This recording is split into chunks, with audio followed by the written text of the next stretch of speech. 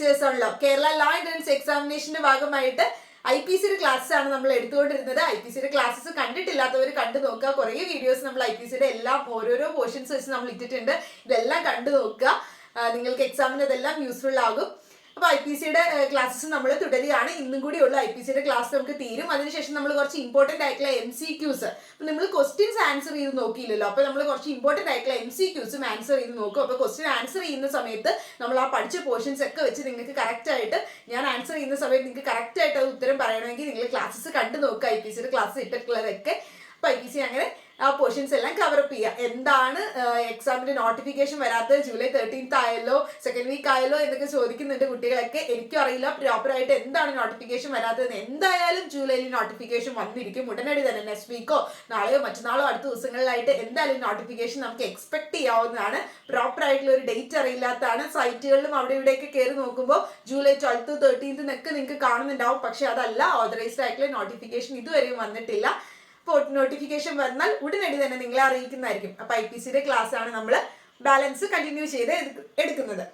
So forgery, അടുത്ത് നമ്മൾ നോക്കുന്നത് ഫോർജറി ആണ്. ഫോർജറി എന്നാൽ സെക്ഷൻ 463 പറയുന്നത്. ഫോർജറി എന്ന് പറഞ്ഞാൽ സിംപ്ലി ഇത്രേ ഉള്ളൂ, നമ്മൾ തെറ്റായ രീതിയിൽ എന്തെങ്കിലും ഒരു ഡോക്യുമെന്റോ ഒരു ഇലക്ട്രോണിക് ആയിട്ടുള്ള ഒരു റെക്കോർഡോ ഒക്കെ നമ്മൾ തെറ്റായ രീതിയിൽ നമ്മൾ ഉണ്ടാക്കിയെടുക്കുന്നു. അതിനെയാണ് എന്തെന്ന് പറയുന്നത്. അല്ലെങ്കിൽ തെറ്റായ രീതിയിലുള്ള ഒരു ഫാൾസ് ആയിട്ടുള്ള ഒരു ഇലക്ട്രോണിക് റെക്കോർഡോ ഫാൾസ് ആയിട്ടുള്ള ഒരു ഡോക്യുമെന്റോ നമ്മൾ മേക്ക് ചെയ്യുന്നതിനെയാണ് ഫോർജറി എന്ന് പറയുന്ന കുറ്റം. അതായത് കള്ള റെക്കോർഡൊക്കെ ഉണ്ടാക്കില്ലേ, അതിനെയാണ് പറയണേ. നമ്മുടെ ഇവിടം സ്വർഗമാണ് സിനിമയൊക്കെ കണ്ടിട്ടുള്ളവരാണെങ്കിൽ അറിയാം, അതിൽ ജഗതി ഇങ്ങനെ എന്താ ഇത് പ്രോപ്പർ ആയിട്ടുള്ള രീതിയിലല്ലാതെ കള്ളത്തരത്തിലൂടെ സർട്ടിഫിക്കറ്റ് ഒക്കെ ഉണ്ടാക്കിയെടുക്കുക, ചിതലൊക്കെ വെച്ചിട്ടൊക്കെ സർട്ടിഫിക്കറ്റ് ഒക്കെ ഉണ്ടാക്കിയെടുക്കുന്നവർ. അപ്പൊ അങ്ങനെ ഉണ്ടാക്കുന്ന എന്തെങ്കിലും തരത്തിൽ തെറ്റായ തരത്തിൽ ഫാൾസ് ആയിട്ടുള്ള, അത് ഞാനൊരു എക്സാമ്പിൾ പറഞ്ഞു. അപ്പൊ അങ്ങനെ ഏതെങ്കിലും ഒരു ഫാൾസ് ആയിട്ടുള്ള ഡോക്യുമെന്റോ ഫാൾസ് ആയിട്ടുള്ള ഇലക്ട്രോണിക് റെക്കോർഡോ മേക്ക് ചെയ്യുക, അല്ലെങ്കിൽ അത് മുഴുവനായിട്ട് മേക്ക് ചെയ്യേണ്ട അതിന്റെ ഏതെങ്കിലും ഒരു ഭാഗം, ആ ഒപ്പ് മാത്രം കള്ളൊപ്പായിട്ടത്, അപ്പൊ അങ്ങനെ ഏതെങ്കിലും ഒരു പാർട്ട് മേക്ക് ചെയ്യുക ഒരു ഡോക്യുമെന്റ് അല്ലെങ്കിൽ ഇലക്ട്രോണിക് റെക്കോർഡിന്റെ എങ്കിൽ അങ്ങനെ മേക്ക് ചെയ്യുന്നത് എന്തുദ്ദേശത്തോടുകൂടി with an intent to cause damage, നമുക്ക് എന്തെങ്കിലും ഒരു ഡാമേജ് ഉണ്ടാക്കണം എന്നുള്ള ഉദ്ദേശത്തോടെ. ആർക്ക്? ഒന്നുമില്ലെങ്കിൽ പബ്ലിക്കിന്, സമൂഹത്തിന് മുഴുവനായിട്ട്, അല്ലെങ്കിൽ പേഴ്സണ് മാത്രമായിട്ട്, ഒരു വ്യക്തിക്ക്. അതായത് ഇപ്പോൾ ഒരു വ്യക്തിക്ക് PSCക്ക് ജോലി കിട്ടേണ്ടതായിരുന്നു. അപ്പൊ ആ വ്യക്തിയുടെ ജോലി തട്ടിയെടുക്കാൻ വേണ്ടിയിട്ട് ഇയാൾ കള്ള സർട്ടിഫിക്കറ്റ് ഉണ്ടാക്കി റാങ്ക് കൂടുതലാണെന്നൊക്കെ പറഞ്ഞ് ഇങ്ങനെ ഒരു കള്ള ഡോക്യുമെന്റ് ഉണ്ടാക്കിയിട്ടുണ്ട് എങ്കിൽ അതൊക്കെ എന്താ ആ വ്യക്തിയെ ബാധിക്കുന്നതാണ്, അല്ലെങ്കിൽ മുഴുവനായിട്ട് പബ്ലിക്കിനെ ബാധിക്കുന്ന തരത്തിലാണ്. അപ്പൊ അങ്ങനെയൊക്കെയുള്ള ഒരു ഡാമേജ് വരുത്തുന്ന തരത്തിൽ, ഇഞ്ചുറി വരുത്തുന്ന തരത്തിൽ ഒരു ഫാൾസ് ആയിട്ടുള്ള ഇലക്ട്രോണിക് റെക്കോർഡോ ഡോക്യുമെന്റോ ഫാൾസ് ആയിട്ട് ഉണ്ടാക്കിയാൽ, അല്ലെങ്കിൽ അതിന്റെ ഒരു ഭാഗം ഉണ്ടാക്കിയാൽ, അല്ലെങ്കിൽ ചിലപ്പോൾ നമുക്കൊരു ടൈറ്റിൽ വേണം, അല്ലെങ്കിൽ ഒരു ക്ലെയിം വേണം എന്ന് സപ്പോർട്ട് ചെയ്യാനായിട്ടുള്ള ഒരു ഡോക്യുമെന്റ്, അതായത് ഇത് എന്റെ ഭൂമിയാണ്, ഇത് എന്റെ വസ്തുവാണ്, എനിക്ക് ഡോക്ടറേറ്റ് ഉണ്ട് എന്നൊക്കെ പറഞ്ഞ് കള്ള സർട്ടിഫിക്കറ്റ്, നിങ്ങൾ കേസൊക്കെ കേട്ടിട്ടുണ്ടാവും, കള്ള സർട്ടിഫിക്കറ്റ് ഒക്കെ ഉണ്ടാക്കിയിട്ട് എനിക്ക് ഡോക്ടറേറ്റ് ഉണ്ട്, എനിക്ക് ഈ പറയുന്ന PhD ഉണ്ട് എന്നൊക്കെ പറഞ്ഞ് ഡോക്യുമെന്റ്, നമുക്കൊരു ക്ലെയിമോ ടൈറ്റിലോ ഉണ്ടെന്ന് പറഞ്ഞ് സപ്പോർട്ട് ചെയ്യാനായിട്ട് നമ്മൾ എന്തെങ്കിലും ഫാൾസ് റെക്കോർഡോ ഫാൾസ് ഡോക്യുമെന്റോ ഉണ്ടാകുന്നു. അല്ലെങ്കിൽ to cause any person to part of the property, അതായത് ഈ പറയുന്ന ഏതെങ്കിലും ഒരു പ്രോപ്പർട്ടി ഇത് നമ്മുടെ ഭൂമിയാണ് എന്നറിയിക്കാൻ വേണ്ടിയിട്ട് നമ്മൾ കള്ള സർട്ടിഫിക്കറ്റ് അങ്ങനെയുള്ള ആധാരങ്ങളൊക്കെ ഉണ്ടാക്കുന്നു.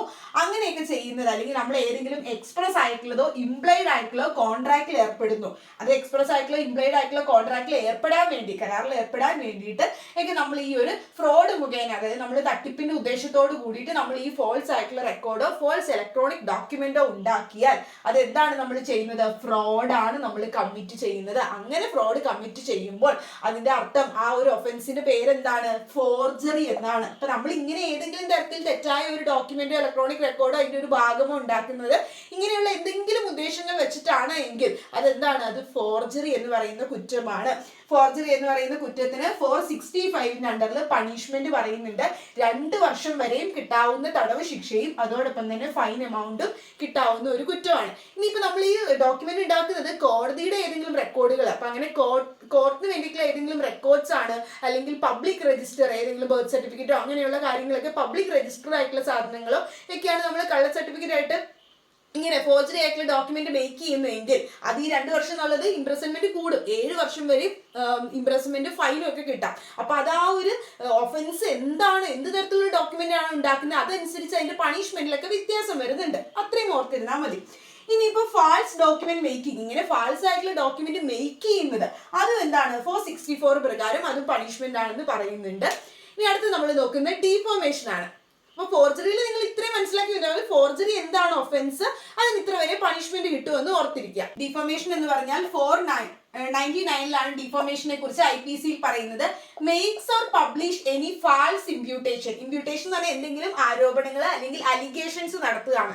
എന്തെങ്കിലും ആരോപണങ്ങളോ അല്ലെങ്കിൽ ഈ പറയുന്ന അലിഗേഷൻസോ നമ്മൾ നടത്തുന്നത് ഫാൾസ് ആയിട്ടുള്ള തെറ്റായ കാര്യം, നമ്മൾ ശരിയായ കാര്യമല്ല പറയുന്നത്, ഫാൾസ് ആയിട്ടുള്ള രീതിയിൽ എന്തെങ്കിലും ഇമ്പ്യൂട്ടേഷനോ അലിഗേഷനോ ഒരാളെ കുറിച്ച് നമ്മൾ മേക്ക് ചെയ്യുകയോ അങ്ങനെ പറയുകയോ നമ്മൾ പബ്ലിഷ് ചെയ്യുകയോ ചെയ്യുകയാണ് എങ്കിൽ ഒരു പേഴ്സണെ സംബന്ധിച്ച് അത് വാക്കുകൾ കൊണ്ട് പറയാം, ഐദർ സ്പോക്കൺ ആയിട്ട് പറയാം, അല്ലെങ്കിൽ റിട്ടൺ എഴുതിയുള്ള രീതിയിൽ. നമ്മളിപ്പോൾ ഒരാളെ കുറിച്ച് മോശമായിട്ടുള്ള ഒരു കമന്റ് ഇടുന്നു, അല്ലെങ്കിൽ എന്തെങ്കിലും നമ്മളൊരു പത്രത്തിൽ എഴുതുന്നു, അല്ലെങ്കിൽ ഒരു ആർട്ടിക്കിളിൽ എഴുതുന്നു, അല്ലെങ്കിൽ എന്തെങ്കിലും പോസ്റ്ററിൽ എഴുതുന്നു, അല്ലെങ്കിൽ എന്തെങ്കിലും സയൻസ് പ്രകാരം, അതായത് നമ്മൾ പടം വരയ്ക്കുന്നു, അല്ലെങ്കിൽ എന്തെങ്കിലും രീതിയിൽ അങ്ങനെ സയൻസ് രൂപേണയോ അല്ലെങ്കിൽ വിസിബിൾ ആയിട്ടുള്ള റെപ്രസെന്റേഷൻ, നമുക്ക് കാണാൻ പറ്റുന്ന തരത്തിൽ അയാളെ കുറിച്ച് മോശമായിട്ടുള്ള രീതിയിൽ വീഡിയോ ഉണ്ടാക്കുന്നു, അങ്ങനെയൊക്കെ. അപ്പൊ നമുക്ക് വിസിബിൾ ആയിട്ടുള്ള രീതിയിൽ കാണാൻ പറ്റുന്ന രീതിയിലോ അല്ലെങ്കിൽ ഈ പറയുന്ന വാക്കുകൾ കൊണ്ടോ ഒക്കെ നമുക്ക് ഒരു വ്യക്തി എന്ത് ചെയ്യാൻ പറ്റും, ഈ പറയുന്ന ഡീഫോം ചെയ്യാം. ഫാൾസ് ആയിട്ടുള്ള രീതിയിൽ ഇമ്പ്യൂട്ടേഷനോ അലിഗേഷനോ ഒരു വ്യക്തിയെ കുറിച്ച് പറയുകയാണെങ്കിൽ നമ്മൾ ചെയ്യുന്ന ഒഫൻസ് അയാൾ ഡീഫോം ചെയ്യുക എന്ന് പറയണേ. അപ്പൊ ഒഫൻസിന്റെ പേര് ഡീഫോമേഷൻ എന്നാണ്.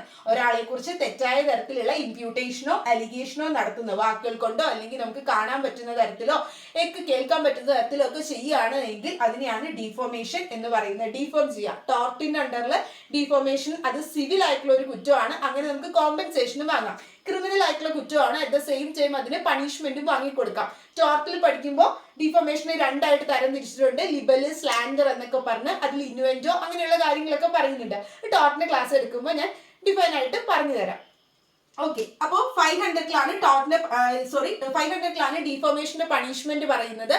അപ്പോൾ ഡിഫോമേഷന്റെ പണിഷ്മെന്റ് സിമ്പിൾ ഇംപ്രസൺമെന്റ് ആണ്. സിമ്പിൾ ഇംപ്രസ്മെന്റ് 2 വർഷം വരെയും നീണ്ടു നിൽക്കാവുന്ന സിമ്പിൾ ഇംപ്രസ്മെന്റും ഫൈനും കിട്ടാവുന്ന കുറ്റമാണ് ഡിഫോമേഷൻ എന്ന് പറയുന്നത്. അപവാദം പറയുക അല്ലെങ്കിൽ ഒരാളെ കുറിച്ച് അപകീർത്തിപ്പെടുത്തുക തെറ്റായ രീതിയിൽ, അതിനെയാണ് പറയുന്നത്. പക്ഷെ ചില സമയത്ത് ഡിഫോമേഷൻ എക്സെപ്ഷൻസ് ഉണ്ട്. നമ്മൾ ജനറൽ ആയിട്ടുള്ള എക്സെപ്ഷൻസ് എല്ലാ കേസസിനും ഉള്ള പോലെ നമ്മൾ പറഞ്ഞല്ലോ, അതുപോലെ ഡിഫോമേഷൻ എന്ന് പറയുന്ന കുറ്റം ചെയ്തു കഴിഞ്ഞാൽ അതിന് ചില സമയത്ത് നമുക്ക് എക്സെപ്ഷൻസ് എടുക്കാൻ പറ്റും, ചില ഡിഫൻസസ് എടുക്കാൻ പറ്റും. അതിലൊന്നാണ് ഇപ്പൊ നമ്മൾ ഫെയർ ആയിട്ടുള്ള ഒരു കമന്റാ പറഞ്ഞത്, നല്ല ഒരു കമന്റ് പറഞ്ഞതാണ്, അല്ലെങ്കിൽ നമ്മളിപ്പോൾ ഒരു പബ്ലിക്കിന്റെ നന്മയ്ക്ക് വേണ്ടി പബ്ലിക് ഗുഡിന് വേണ്ടിയിട്ട് നമ്മൾ പറഞ്ഞ ഒരു സ്റ്റേറ്റ്മെന്റ് ആണ്, അല്ലെങ്കിൽ നമ്മൾ പറഞ്ഞത് ട്രൂ ആയിട്ടുള്ള കാര്യമാണ്, അതല്ലെങ്കിൽ അങ്ങനെയൊക്കെ ഉള്ള രീതിയിൽ നമ്മൾ പറയുന്ന ഒരു കാര്യമാണ് എങ്കിൽ അവിടെയൊക്കെ നമുക്ക് എന്ത് ചെയ്യാൻ പറ്റും, എക്സെപ്ഷൻസ് എടുക്കാൻ പറ്റും ഡിഫോമേഷൻ. ജസ്റ്റ് ഓർത്തിരുന്നാൽ മതി. അങ്ങനെയുള്ള എക്സെപ്ഷൻസ് ഒക്കെ എടുത്താൽ അവിടെ ഡിഫോമേഷനിൽ നിന്നും ആ ഒരു ഒഫൻസിന്റെ ലയബിലിറ്റി നമുക്ക് ഉണ്ടാവില്ല. നമ്മളൊരു പബ്ലിക് ഗുഡിന് വേണ്ടിയാ പറഞ്ഞത്, അല്ലെങ്കിൽ നമ്മൾ ഫെയർ ആയിട്ടുള്ള കമന്റാ പറഞ്ഞത്, അങ്ങനെയുള്ള ട്രൂ ആയിട്ടുള്ള ഒരു ഫാക്റ്റാ പറഞ്ഞത്, എങ്ങനെയൊക്കെയാണെങ്കിൽ ഡിഫോമേഷന് എക്സെപ്ഷൻസ് എടുക്കാനായിട്ട് സാധിക്കുന്നതാണ്. ഇനി അടുത്ത ഒഫൻസ് ആണ് ക്രിമിനൽ ഇന്റിമിഡേഷൻ. സെക്ഷൻ 503 പറയുന്നത് IPCയിൽ. ക്രിമിനൽ ഇന്റിമിഡേഷൻ എന്ന് പറഞ്ഞാൽ നമ്മൾ ഭീഷണിപ്പെടുത്തുക. എങ്ങനെ ക്രിമിനലി, അതായത് കൈ തല്ലി ഒടിക്കും, കാല് തല്ലി ഒടിക്കും, വീട് കത്തിക്കും എന്നൊക്കെ പറഞ്ഞ് ഭീഷണിപ്പെടുത്തില്ലേ, അല്ലെങ്കിൽ നിങ്ങളെ കുറിച്ച് അപവാദം പറയും, കള്ളക്കേസിൽ കൊടുക്കും എന്നൊക്കെ പറഞ്ഞ് നമ്മൾ ഒരാളെ ത്രെട്ടൺ ചെയ്ത് അയാളിൽ ഒരു ഫിയർ ഉണ്ടാക്കി ഒരു അലാം ക്രിയേറ്റ് ചെയ്യുക, അതായത് ഒരു പേടിപ്പിക്കുന്ന അവസ്ഥ ക്രിയേറ്റ് ചെയ്യുക, അതിനെയാണ് പറയുന്നത് ക്രിമിനൽ ഇന്റർപ്രിട്ടേഷൻ.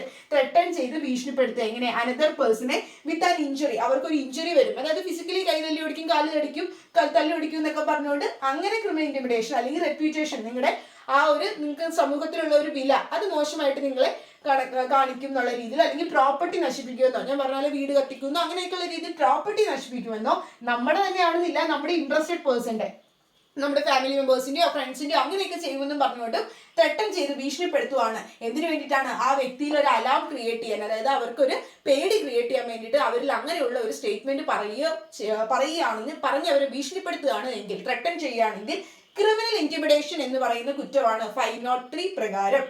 ഇനി അടുത്ത ഒഫൻസ് ആണ് പറയുന്നത് 509. 509 പറയുന്നത് വേർഡ്സ് അല്ലെങ്കിൽ ജസ്റ്റേഴ്സ്, എന്തെങ്കിലും വാക്കുകൾ കൊണ്ടോ, ജസ്റ്റേഴ്സ് എന്ന് പറഞ്ഞാൽ ചേഷ്ടകൾ, ആക്ഷൻസ് വഴിയായിട്ട്, അങ്ങനെ എന്തെങ്കിലും വേർഡ്സോ ജസ്റ്റേഴ്സോ വഴിയായിട്ട് എന്തെങ്കിലും നമ്മളൊരു പ്രവൃത്തി ചെയ്യുന്നത് എന്തിനു വേണ്ടിയിട്ടാണ്, ഈ പറയുന്ന ഒരു സ്ത്രീയുടെ മോഡസ്റ്റി, അതായത് ഒരു സ്ത്രീയുടെ ഡിഗ്നിറ്റി, വുമന്റെ ഡിഗ്നിറ്റിയെ മോശമായിട്ട് കണക്കാക്കാൻ വേണ്ടി അല്ലെങ്കിൽ ഇൻസൾട്ട് ചെയ്യാൻ വേണ്ടിയിട്ടാണ് എന്തെങ്കിലും വാക്കുകളോ എന്തെങ്കിലും ആക്ഷൻസോ ഒക്കെ നമ്മൾ ചെയ്യുന്നതെങ്കിൽ സിമ്പിൾ ഇംപ്രസ്മെന്റ്, 1 വർഷം വരെ നീണ്ടു നിൽക്കാവുന്ന സിമ്പിൾ ഇംപ്രസ്മെന്റും ഫൈനും കിട്ടാവുന്ന ഒരു കുറ്റമാണത്. IPCയിൽ നമ്മൾ പബ്ലിക് നോയിസൻസും ഫാൾസ് എവിഡൻസും ഈ ഒരു പോർഷൻ നമ്മൾ എടുത്തിട്ടുണ്ടായിരുന്നില്ല, അപ്പൊ അതും കൂടി നമുക്ക് നോക്കാം. പബ്ലിക് നോയിസൻസ് എന്ന് പറഞ്ഞാൽ സെക്ഷൻ 268 ഈ ഒഫൻസിനെ കുറിച്ച് പറയുന്നത്. ഏതെങ്കിലും ഒരു വ്യക്തി പബ്ലിക് നോയിസൻസിന് ഗിൽറ്റിയാണ്, കുറ്റക്കാരനാണെന്ന് പറഞ്ഞാൽ ആ വ്യക്തി എന്തെങ്കിലും ഒരു പ്രവൃത്തി ചെയ്തിട്ടുണ്ടാവും, തെറ്റായ ഒരു പ്രവൃത്തിയോ അല്ലെങ്കിൽ ഒരു ഇല്ലീഗൽ ആയിട്ടുള്ള ഒമിഷനോ, അതായത് ഡ്യൂട്ടി ഉള്ള ആള് അത് ചെയ്തിട്ടില്ലാതെ ഇരുന്നിട്ടുണ്ട്, അതായത് നമ്മൾ വേസ്റ്റ് പ്രോപ്പർ ആയിട്ട് ഡിസ്പോസ് ചെയ്യണം എന്നുള്ളൊരു ഡ്യൂട്ടി ഉണ്ട്, അത് നമ്മൾ ചെയ്യാതെ നമ്മൾ എൻവയോൺമെന്റിനെ ബാധിക്കുന്ന തരത്തിൽ അവിടെ ഇവിടെയൊക്കെ കൊണ്ടിട്ടിട്ടുണ്ട് എങ്കിൽ നമ്മൾ എന്ത് ചെയ്തു, ഇല്ലീഗൽ ആയിട്ടുള്ള ഒരു ഒമിഷൻ ചെയ്തു. അങ്ങനെ ഇല്ലീഗൽ ആയിട്ടുള്ള ഒരു ഒമിഷനോ ആക്ടോ ചെയ്ത് ഒരു പ്രവൃത്തിയോ അല്ലെങ്കിൽ നമ്മുടെ ഡ്യൂട്ടിയോ ചെയ്യാതിരിക്കുന്ന വഴിയായിട്ട് കോമൺ ആയിട്ട് ഇഞ്ചുറി, അതായത് മുഴുവനായിട്ടും ഇഞ്ചുറി ഉണ്ടാകുന്നു, അല്ലെങ്കിൽ ഒരു ഡേഞ്ചർ ഉണ്ടാകുന്നു, അപകടം ഉണ്ടാകുന്നു, അല്ലെങ്കിൽ അനോയൻസ് ശല്യം ഉണ്ടാക്കുന്നു. ആർക്ക്? പബ്ലിക്കിനോ അല്ലെങ്കിൽ ന്യൂസൻസ് എന്ന് പറഞ്ഞാൽ ശല്യം, അതാണ് ഉദ്ദേശിക്കുന്നത്. എന്തെങ്കിലും ഇഞ്ചുറിയോ ഡേഞ്ചർ ഉണ്ടാകുന്നു. അപ്പൊ പബ്ലിക്കിനോ അല്ലെങ്കിൽ പീപ്പിൾ ഇൻ ജനറൽ, മുഴുവനായിട്ട് ജനങ്ങൾക്കോ പബ്ലിക്കിനോ ഈ പറയുന്ന തരത്തിൽ എന്തെങ്കിലും കോമൺ ഇഞ്ചുറിയോ ഡേഞ്ചറോ അനോയൻസോ ഒരു വ്യക്തിയുടെ പ്രവൃത്തി വഴിയായോ ഡ്യൂട്ടി ചെയ്യാതിരിക്കുന്നത് വഴിയോ ഉണ്ടാകുകയാണെങ്കിൽ പബ്ലിക് ന്യൂസൻസ് എന്ന് പറയുന്ന ഒഫൻസ് ആണ്. 6 മാസം വരെ സിമ്പിൾ ഇംപ്രസൺമെന്റും 200 രൂപ ഫൈനും ഒക്കെ കിട്ടാവുന്ന ഒരു ഒഫൻസ് ആണ് ഈ പബ്ലിക് ന്യൂസൻസ് എന്ന് പറയുന്നത്. അപ്പൊ ഇങ്ങനെ തന്നിട്ട് ഇത് എന്താണ് ഒഫൻസ് എന്ന് ചോദിച്ചാൽ പബ്ലിക് ന്യൂസൻസ് ആണെന്ന് ഓർത്തോളുക. ഇനി ഫാൾസ് എവിഡൻസ് സെക്ഷൻ 199 പറയുന്നത്. ഫാൾസ് എവിഡൻസ് എന്ന് പറയുന്നത് ലീഗലി ബൗണ്ട് ആയിട്ടുള്ള ഒരു വ്യക്തി, അതായത് ഒരു വ്യക്തി ലീഗലി ബൗണ്ട് ആണ് എന്ത്, അതായത് നമ്മൾ സത്യം മാത്രം പറയണം. കോടതി ചെന്നാൽ നമ്മൾ ലീഗലി ബൗണ്ട് ആണ് ഒരു കാര്യം പറയാൻ, അല്ലെങ്കിൽ ഒരു പബ്ലിക് ഓഫീസറാണ് അവർ ലീഗലി ബൗണ്ട് ആണ് ഒരു കാര്യം പറയാനായിട്ട്. അപ്പൊ ലീഗലി ബൗണ്ട് ആയിട്ട് ഓത്തൊക്കെ എടുത്ത് പറയാനായിട്ട് ഉള്ള ഒരു വ്യക്തി, നിർബന്ധിതനായിട്ടുള്ള ഒരു വ്യക്തി, ബൗണ്ട് എന്ന് പറഞ്ഞാൽ നിർബന്ധിതനാണ്. അപ്പൊ ലീഗലി നിയമപ്രകാരം നിർബന്ധിതനായിട്ടുള്ള ഒരു വ്യക്തി എന്ത് ചെയ്യാണ്, അയാൾക്ക് അറിയാം ഇത് ഫാൾസ് ആണ്, തെറ്റായ കാര്യമാണ് അയാൾ പറയണതെന്ന് അറിഞ്ഞുകൊണ്ട് അയാൾ പറയുക, അല്ലെങ്കിൽ അയാൾക്ക് അറിയാം ഇത് ശരിയാണെന്ന് അയാൾക്ക് വലിയ ഉറപ്പൊന്നുമില്ല, അത് ബിലീവ് ചെയ്യുന്നില്ല ട്രൂ ആണെന്ന്, അതല്ലെങ്കിൽ ഫാൾസ് ആണെന്ന് അറിഞ്ഞുകൊണ്ട് ഒരാൾ ലീഗലി ബൗണ്ട് ആയിട്ടുള്ള, അതായത് നിയമപ്രകാരം ലോഫുള്ളി പറയാനായിട്ട് ഈ ഒരു കാര്യം പറയാൻ നിർബന്ധിതനായിട്ടുള്ള വ്യക്തി അത് നുണയാണെന്ന് അറിഞ്ഞുകൊണ്ടോ അല്ലെങ്കിൽ സത്യമാണെന്ന് ഉറപ്പില്ലാതെയോ ഒരു കാര്യം പറയുകയാണെങ്കിൽ അയാൾ ഫാൾസ് ആയിട്ടുള്ള എവിഡൻസ് കൊടുത്തു എന്നുള്ള കാര്യമാണ് ചെയ്യുന്നത് സെക്ഷൻ 199 പ്രകാരം. അപ്പൊ ഇത്രയേ ഉള്ളൂ നമ്മുടെ IPCയുടെ ക്ലാസ്സസ്. ഇനി IPCയിലെ ഡെഫിനിഷൻ പാർട്ടിൽ, അതായത് ആദ്യത്തെ ആ ഒരു നമ്മൾ ഡെഫിനിഷൻസിൽ ഏതൊക്കെയാണ് ഇമ്പോർട്ടൻറ്റ് ഡെഫിനിഷൻസ്, എന്തൊക്കെയാണ് പേഴ്സൺ എന്താണ്, അങ്ങനെ കുറച്ച് ഡെഫിനിഷൻസ് നമ്മൾ പറഞ്ഞിട്ടുണ്ടായിരുന്നില്ല. അപ്പൊ അതിന്റെ ഒരു ക്ലാസ്സസ് ഞാൻ ഇടാം. എന്താണ് ഈ ഒരു ഇമ്പോർട്ടൻ്റ് ആയിട്ടുള്ള IPCയിലെ ഡെഫിനിഷൻസ് ഏതൊക്കെയാണ് നോക്കേണ്ടത് എന്നുള്ളത്. പിന്നെ MCQs ആണ് IPCയിൽ ഇടുന്നത്. അപ്പൊ MCQs ഇടുന്നതിന് മുമ്പ് നിങ്ങൾ IPCയുടെ ക്ലാസ്സസ് എല്ലാം കണ്ടു നോക്കുകയാണെങ്കിൽ നമുക്ക് ഈ MCQs ആൻസർ ചെയ്യുമ്പോൾ ഞാൻ ആൻസർ പറയുന്നതിന് മുമ്പ് തന്നെ നിങ്ങൾക്ക് കറക്റ്റ് ആയിട്ടുള്ള ആൻസർ എക്സ്പെക്ട് ചെയ്ത് ഏതാണെന്ന് നിങ്ങൾക്ക് പറയാനായിട്ട് പറ്റും. അപ്പൊ നിങ്ങൾക്ക് അത്രയും നിങ്ങൾ പഠിച്ചു, അല്ലെങ്കിൽ ഇത്രത്തോളം ആൻസർ ചെയ്യാൻ പറ്റുന്നുണ്ട് ക്വസ്റ്റ്യൻസ് എന്ന് മനസ്സിലാകും. അപ്പൊ ഞാൻ അടുത്ത ദിവസം IPCയുടെ MCQs ഇടുന്നതിന് മുമ്പ് നിങ്ങൾ വീഡിയോസ് ഒക്കെ കണ്ടിട്ടില്ലാത്തവരാണ്, ആദ്യമായിട്ട് കാണുന്നവരാണെങ്കിൽ ക്ലിക്ക് വേണ്ടി പ്രിപ്പയർ ചെയ്യുന്ന ക്ലീ ആസ്പിരന്റ് ആണ് എങ്കിൽ നിങ്ങൾ വീഡിയോസ് ഒക്കെ കണ്ടു നോക്കുക. എന്നിട്ട് അടുത്ത ദിവസം നമ്മൾ ഇടുന്ന MCQs ഒക്കെ ആൻസർ ചെയ്യാൻ നിങ്ങൾക്ക് പറ്റുന്നുണ്ടോ എന്ന് നിങ്ങൾ നോക്കുക.